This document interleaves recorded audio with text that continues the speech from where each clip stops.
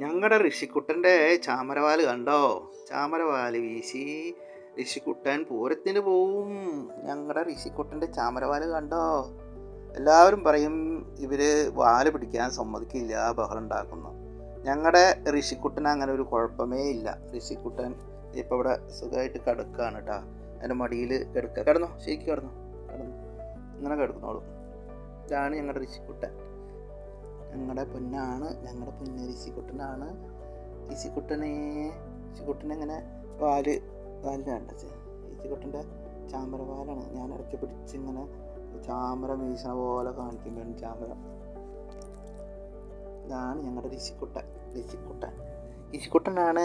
ഋഷിക്കുട്ടൻ കണ്ടോ? ഗോപിക്കൊറിയൊക്കെ തൊട്ട് ഞങ്ങളുടെ പൊന്നാണ്, ഞങ്ങളുടെ പൊന്ന്. അവർ കിടന്നോട്ടാ, കിടക്കും പറഞ്ഞാൽ അങ്ങനെ കിടന്നോളും.